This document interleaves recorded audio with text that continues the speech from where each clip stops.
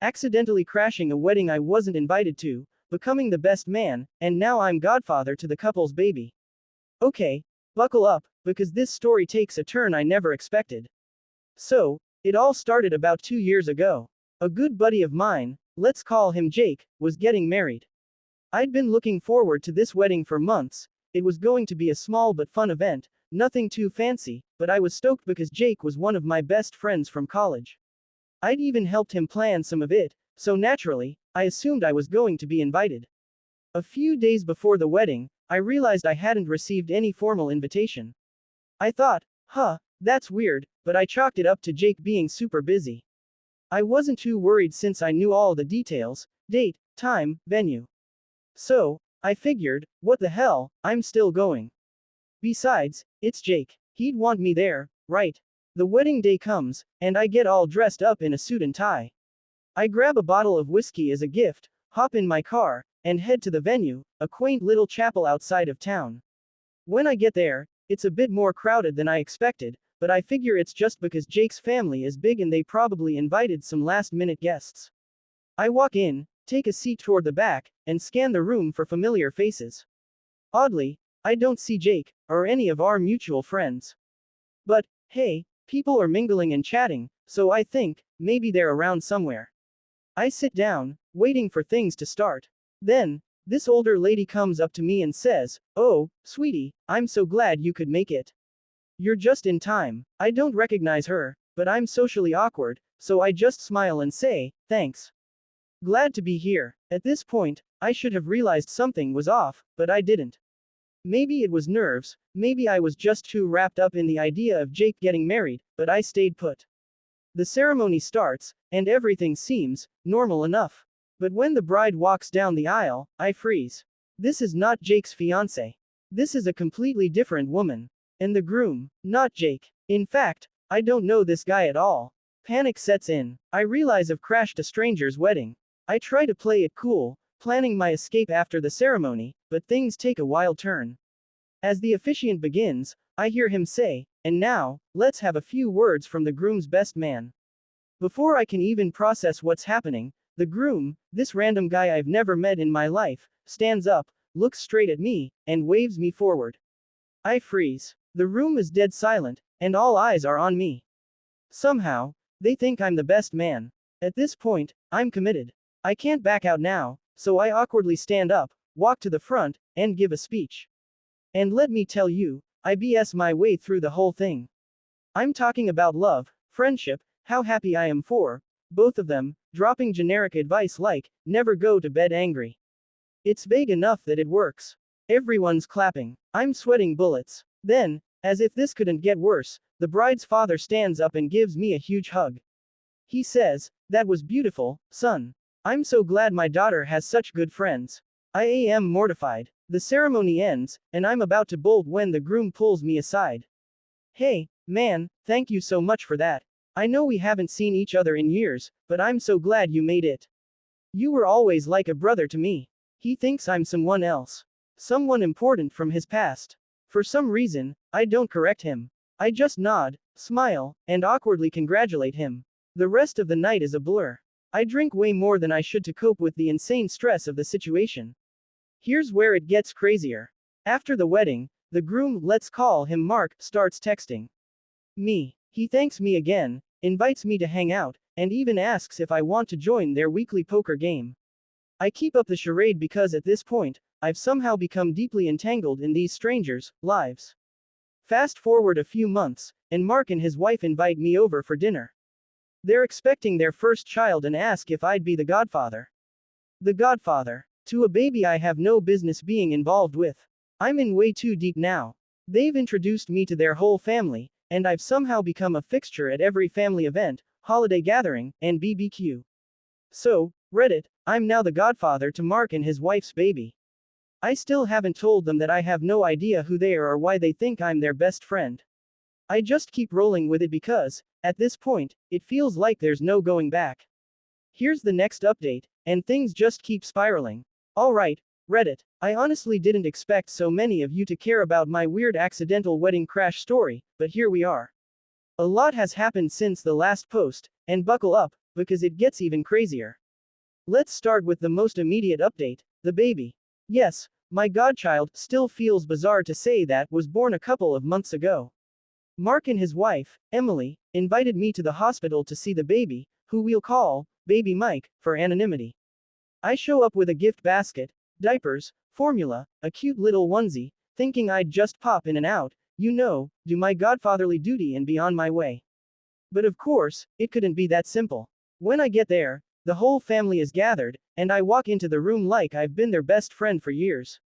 Mark introduces me to his extended family, and suddenly I'm in a group photo with everyone, holding baby Mike. I'm thinking, there is no way this can keep going. I have to tell them I'm an imposter eventually, right? The thing is, every time I try to gently distance myself or come clean, something stops me. They're just so nice. It's like they've adopted me into their family. During the hospital visit, Mark's mom, who, side note, is now constantly texting me updates about baby Mike, as if I'm the world's most involved godfather, gives me this heartfelt speech about how lucky they are to have me in their lives. How when Mark was younger, he didn't have many good influences around, but that, reconnecting with me at the wedding was one of the best things that's ever happened to him. I'm sitting there, holding this newborn baby, listening to Mark's mom pour her heart out, and I swear I had an out-of-body experience. How did I get here? This wasn't supposed to happen. This was just a one-time mistake. Anyway, I leave the hospital and vow to set things right. I'll tell them the truth, and hopefully, they'll understand. But as usual, life had other plans. A few days after the baby's born, Mark calls me in a panic. Apparently, their original choice for baby Mike's godmother, Emily's cousin, had a falling out with the family, some drama about a wedding gift, which seems ironic given my situation. Now they don't have a godmother. Mark says, "You wouldn't happen to know someone, would you?" And read it. I don't know why I said this, but I panicked and blurted out, "I'll ask my sister." My sister. Now, I don't even have a sister, but I figured that was an easy lie, and I could fake something to get out of it later. But no, Mark insists on meeting her immediately. He's so grateful, saying it's like I've saved the day twice now, first with the wedding speech, and now by finding baby Mike a godmother. So, naturally, instead of coming clean, I turn to my friend Rachel. She's always down for a weird adventure, so I tell her the whole story, and she agrees to pretend to be my sister. We go over there for dinner, and everything is going fine, until Rachel gets way too into her role. She starts making up all this wild backstory about our childhood, and now I'm sitting there trying to keep track of lies we've invented on the spot. At one point, Rachel starts telling Mark's family about our dad, who was supposedly a retired astronaut, and how we moved around a lot because of his secret missions. I'm losing my mind trying not to crack up, but for some reason, they buy it. Emily's dad, who is a huge NASA nerd, practically wants to make us an honorary part of their family tree after hearing this nonsense. Long story short, Rachel is now officially the godmother of baby Mike. And to make things even more complicated, she and Mark's brother are now dating. Yeah, I don't even know how that happened. I'm still deep in this mess, and the more time that passes, the harder it becomes to come clean. At this point, I feel like I've crossed some invisible line where revealing the truth would just ruin everyone's lives. Mark and Emily are already talking about how Rachel and I are going to be lifelong family friends, how we'll be there for all of baby Mike's milestones, birthdays, graduations, you get the idea. I keep thinking that maybe, just maybe, one day Mark will recognize that I'm not the old friend he thought I was. But until that day comes, I guess I'm stuck in this bizarre, accidental godparent role for life. Final update. Hey Reddit, it's me again. I honestly don't know how I'm still writing updates, but this situation just keeps getting crazier, and I feel like I owe it to everyone to let you know how things are unfolding. Spoiler alert. I think it's finally coming to an end, maybe. Let's jump in. So, after the last update where my friend Rachel, pretending to be my sister, became baby Mike's godmother and then started dating Mark's brother, things were still weird but manageable. I was kind of just rolling with the whole thing, pretending to be the supportive godfather, and I actually started to care about Mark's family. I mean, they're good people, and by some weird twist of fate, I became a core part of their lives. But, as expected, it couldn't last forever. A couple of weeks ago, Mark invited me to go on a weekend fishing trip with him and his brother, Jake. Yep, my best man replacement from their perspective. I really couldn't say no without raising suspicion, so I reluctantly agreed. I was hoping it would be a chill weekend, maybe with a little awkwardness, but nothing too crazy. Well, the universe had other plans. We get to the cabin, and everything's going fine for the first day. We're having some beers by the lake, talking about life, and I'm honestly starting to feel guilty about how deep I am in this lie. Mark's talking about how he wants baby Mike to grow up with positive role models and how grateful he is to have me and Rachel in his life. Every word he says is just twisting the knife deeper into my chest. Then, late that night, while sitting around the campfire, Mark asks me a question I've been dreading since the day I accidentally crashed his wedding. So, he says, I've been thinking about our college days a lot recently, and I gotta ask, why didn't we stay in touch all those years? What happened? I remember us being so close, but then we lost contact, and honestly, I've never figured out why. I'm not prepared for this. There's no way I can come up with a convincing backstory on the spot, especially about a friendship that never actually existed. I'm sweating bullets, fumbling over my words, when suddenly Jake jumps in with, yeah, man, I've been wondering the same thing. It's like you guys were best buds, then boom, you disappeared. At this point, I'm trapped. There's no way out. My mind is racing, trying to find an excuse that doesn't unravel the whole thing, but it's too late. I feel the pressure mounting, and before I can stop myself, I just blurt out. Guys, I have a confession to make. Mark and Jake are staring at me, and the words start pouring out.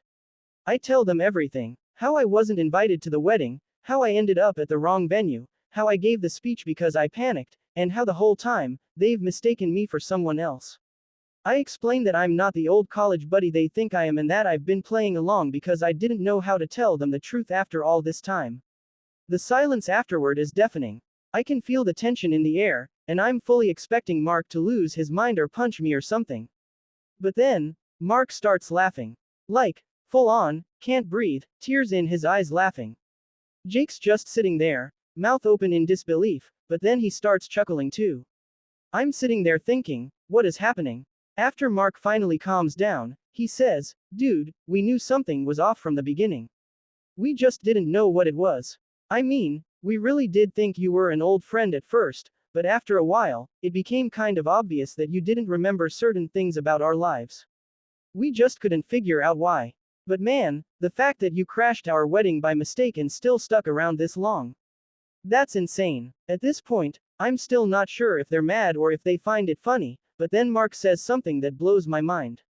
Honestly, he says, I don't even care. We've gotten to know you these past couple of years, and you've become a real friend, regardless of how it started.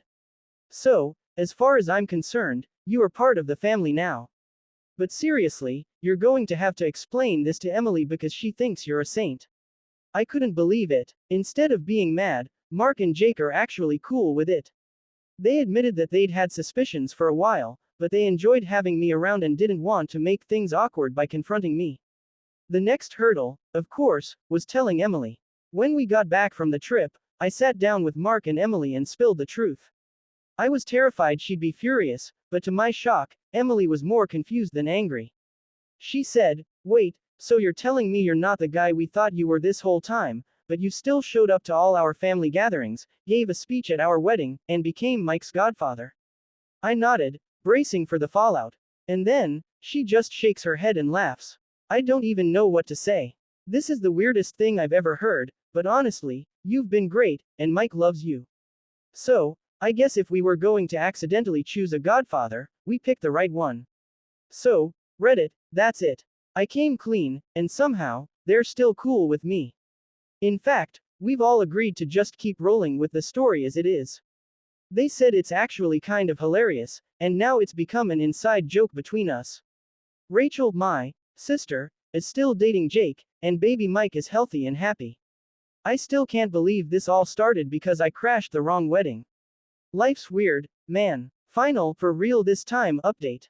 Hey Reddit, it's me again. I honestly thought the last update would be the end of this ridiculous saga, but life has a way of surprising you, again and again.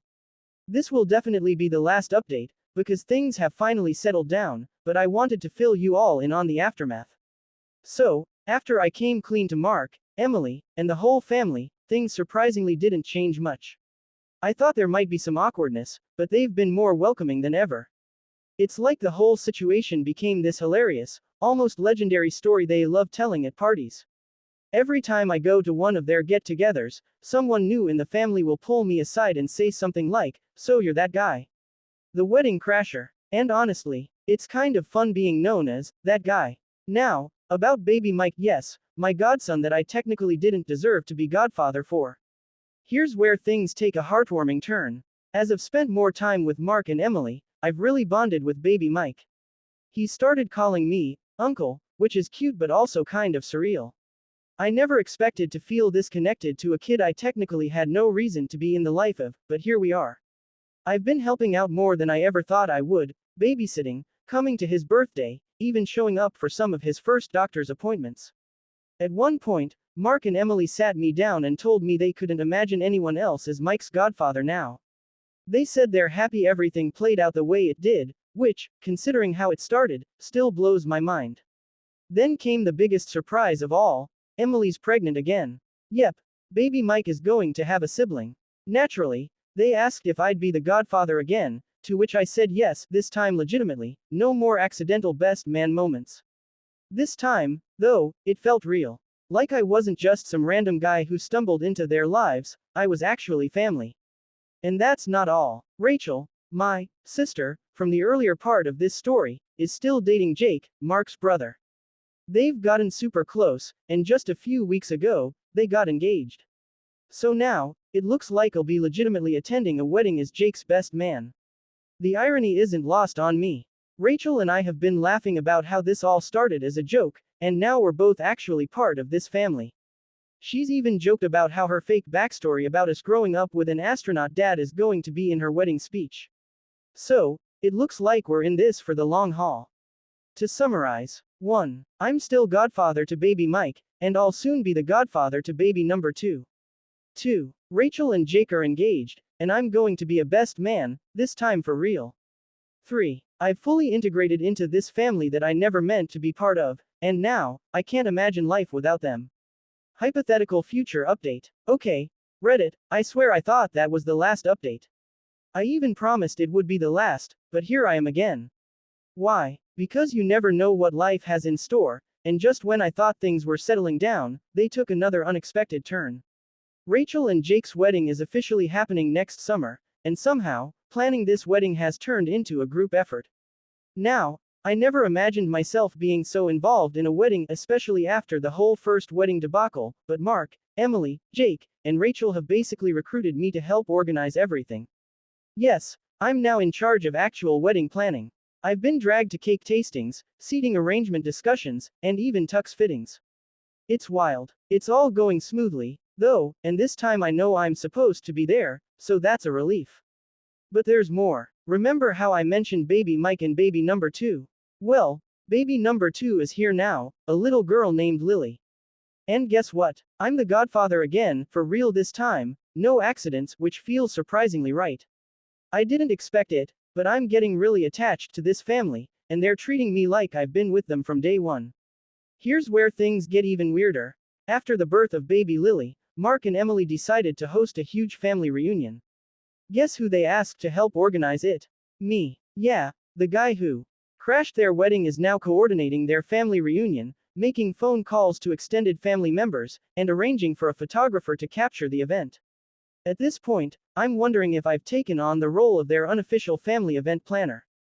During this reunion, I met more relatives, and once again, the story of how I crashed Mark and Emily's wedding became the highlight of the weekend. Everyone's laughing and saying how glad they are that I accidentally became part of the family. Even Emily's grandmother, who initially wasn't sure about me, has warmed up. She hugged me at the reunion and said, "You're family now, no more accidents." What's crazy is that Mark recently brought up the idea of all of us going on a big vacation together, me, Rachel, Jake, Mark, Emily, baby Mike, baby Lily, and even Emily's parents. He's talking about a massive road trip or a week at a beach house, and at this point, I'm like, how did I end up here? Oh, and remember my personal life. I've started dating someone, and I introduced her to Mark and Emily. The funny part, they've taken her in just as quickly as they did with me. Now they're joking about how she'll be dragged into our weird family dynamic soon enough, and they're already plotting to make her baby Lily's future godmother. So, yeah, life's weird and wonderful. What started as a wedding crash turned into a lifelong connection with a family I didn't even know existed. At this point, I've fully embraced my role as the guy who accidentally joined the family, and life has never been this good.